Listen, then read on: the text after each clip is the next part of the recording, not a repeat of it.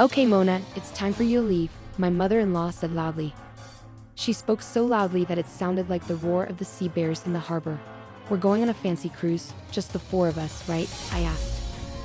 But my mother-in-law didn't seem happy. Her face twisted into an even meaner expression. Did you really think someone like you, who can't even keep a house clean, could come with us on this cruise? How audacious of you. Take this money, Clark. A useless daughter-in-law like her doesn't need to have fun. You can't possibly enjoy a vacation at our level. You're too foolish to even understand that. I didn't argue back against her harsh words. In my everyday life, I was used to being treated poorly with no one to support me. I had already given up hope. My mother-in-law laughed rudely and boarded the ship in a cheerful mood for vacation. My father-in-law and husband didn't say anything either. I looked at the three of them quietly, and as the ship sailed away, I waved and shouted goodbye. Best of luck to you. My mother-in-law started yelling back at me, but I ignored her. You're about to go on a trip I've planned for you, she said. Well, it's the best trip for me, at least. Enjoy the surprise revenge I have in store for you. You'll find out the details when you get there. My name is Mona, and I'm a 38-year-old homemaker. I work as a clerk at a medium-sized company. I've been married to Andrew for 7 years. Andrew and I were friends from our college days. We lost touch after graduating, but we started meeting up again by chance. Eventually, we fell in love and started dating about a year later. Shortly after Andrew and I started dating, he shared a secret with me. He told me he was unable to have children because of a condition called infertility. He looked sad when he told me, saying, "If we're together, we won't be able to have kids." But I wasn't upset by it. I never really had a strong desire to have children myself, and I believed we could still find happiness together even without them. So for the past 7 years of our marriage, without any children, we've been living peacefully as a couple. However, our relationship with my parents-in-law has always been difficult. Our house is right across from theirs, and since Andrew works for their company, we see them often. I don't mind that part. The issue is that both of my parents-in-law treat me coldly. My mother-in-law has always favored Andrew, so she doesn't seem to like me much and treats me like a bother. She often tries to pass household chores onto me, which is a common occurrence. She'll say things like, "Mona, I'm busy with work, so could you do the laundry and cleaning?" Or, "Oh, you don't have to cook. I can't eat the food you make anyway." When I explain that I also work full-time and it's hard for me to do everything, she gets angry. She'll say things like, "How dare you talk back to your mother-in-law? You're not fit to be my son's wife. Pack your bags and leave now." On top of that, my father-in-law is also set in his old-fashioned ways. He often says things like, "Mona, when are you going to stop working? You're getting older, so you should have a child soon." Or he'll criticize my education, saying, "What kind of schooling did you even get?" In any case, times have changed. You can have a happy home without children, but that's not the real issue. If I hear more of that talk, I'll call your company tomorrow and demand you quit your job to have a child. Dealing with my in-laws is tough because they're so set in their traditional views. I try to respond politely, but they often respond with even more criticism, so sometimes I just ignore them. Andrew acts like he's unaware of their behavior. He's gentle and avoids conflict, but that's not always helpful. He worries about upsetting his parents, so he sometimes ignores their behavior or even agrees with them to keep the peace. I hate to admit it, but a big reason we haven't had children is because of Andrew's infertility. He asked me not to tell his parents, so I kept it to myself. But it hurts that he doesn't stand up for me when they criticize me. Despite all this, I still love Andrew. He's a good husband who even cooks dinner for me. When I come home late from work, it means we can go out and enjoy ourselves on weekends. Both of us love traveling and have explored many places during our 7 years of marriage. One day, my husband handed me a brochure. "Mona, wouldn't it be amazing to go on a luxury cruise ship? I've never been on one before, only on a ferry." That sounds like so much fun, but we don't have that kind of money right now. Well, let's plan for 2 years from now. We'll save up and work together until then. That sounds like a good idea. We should be able to save enough money in 2 years. Okay, let's do it. So we started focusing on saving money. We avoided unnecessary purchases and did our best to save every penny. Then, 6 months before the trip, my mother-in-law unexpectedly showed up at our house as usual. "Hey, I heard we're going on a luxury cruise. Have you booked it yet? If you don't hurry, you might miss out on reservations." I was surprised by her sudden question and asked her how she knew about our trip. Andrew, sitting across from me, sheepishly admitted, "Oh, I mentioned it to Mom. We'll be away for more than 10 days, so it seemed natural." I get that. But if they find out before we book, they might want to come with us. I wanted to keep it a secret from them. But my mother-in-law kept talking. Work might be busy, but it's important to have fun sometimes, right? I couldn't believe it when my mother-in-law grinned and said, "Of course we're going. My husband will come too." It was shocking. I had wanted to go on this trip with just my husband, not with my in-laws. I looked at Andrew, hoping he would object. I couldn't remember the last time we had a trip together as a family, but Andrew remained silent, and I felt helpless. After that, my in-laws kept visiting and talking about the trip. I thought of asking Andrew, who had suggested the idea, to make the reservations, but he always dodged the conversation, claiming to be busy with work. About a month before the trip, something happened. Andrew went out for a business dinner and didn't return until after midnight. Worried, I grabbed the car keys to go pick him up.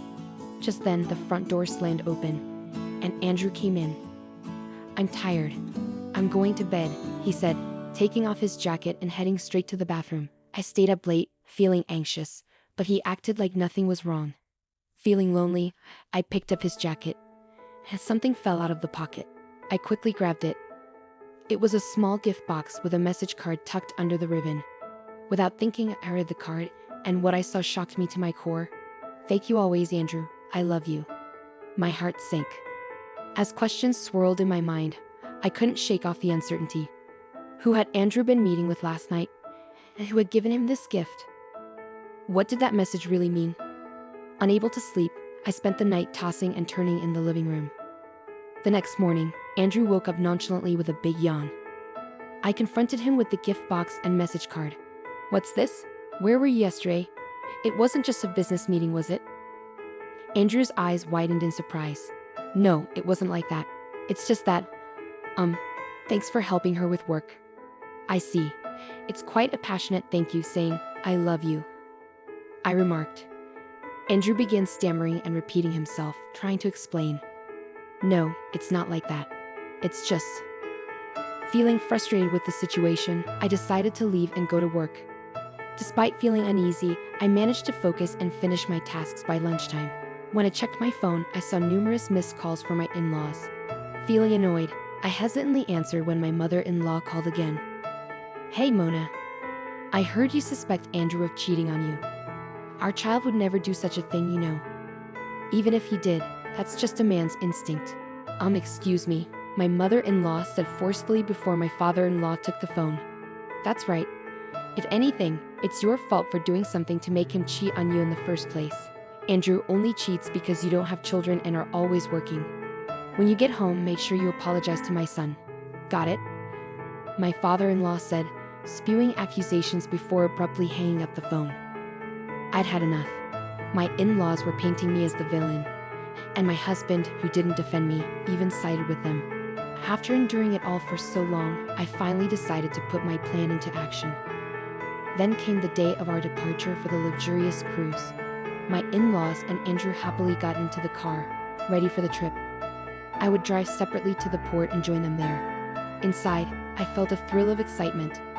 "It's going to be a fantastic trip," I said, holding back a laugh as I drove towards the port. But when we arrived, I was surprised to find the port quiet and deserted. I unloaded everyone's luggage and made my way towards the pier, breathing in the scent of the sea. Andrew seemed carefree and playful.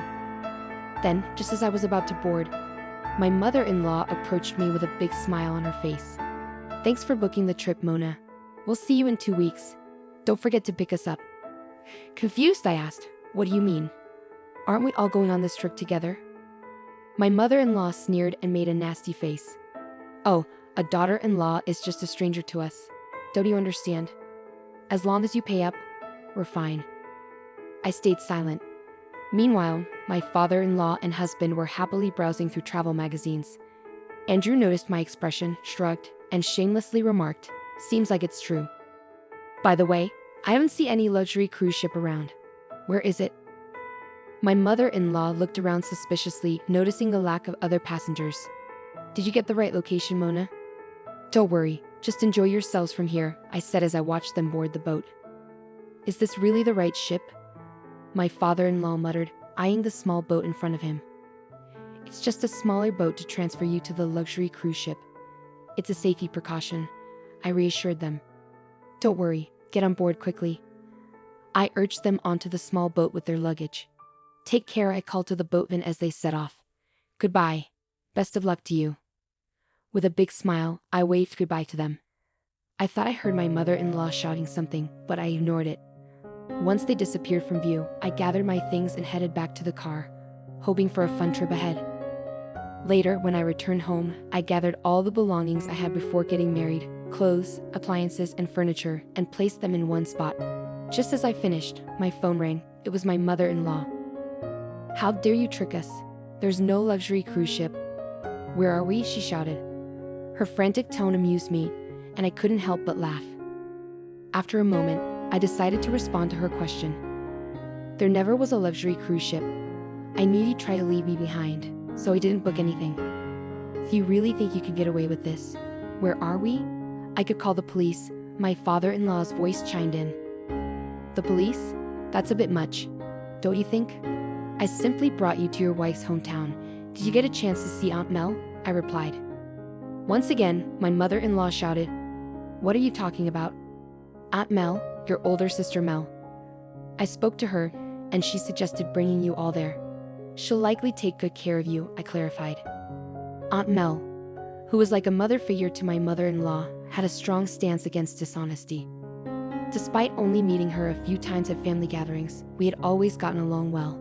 So, I decided to open up to her and share everything I had been going through with my in-laws and husband. As I had expected, Aunt Mel was furious but immediately offered her support. I'll come pick you guys up soon, she said, ending the call. Shortly afterward, I moved to a new apartment closer to my workplace, which made my daily commute much easier. During the move, I collected evidence of my husband's infidelity. He had been careless, leaving behind plenty of proof. By the time I had settled into my new place, I had gathered enough evidence to support my divorce case. With the help of a lawyer, we successfully finalized the divorce. I also sought compensation for the emotional damage caused by the affair. The lawyer who met with my ex-husband, Andrew, reported that he looked devastated and exhausted. Meanwhile, Aunt Mel, a well-known sports instructor in the local community, had been keeping my in-laws and Andrew extremely busy from morning till night. They were now living a life as demanding as the one they had imposed on me. Aunt Mel mentioned that if they genuinely repented, they could be released from their duties. However, my in-laws' family business had practically gone bankrupt, and they had nowhere else to turn. But their struggles were no longer my concern. I simply hoped to never have to see them again. On a brighter note, I've recently met a kind and understanding man who accepts me, including my divorce and all that led up to it. Once his work becomes less hectic, we plan to get married. Although my journey to happiness has been challenging, I'm looking forward to a joyful life with someone who always prioritizes me.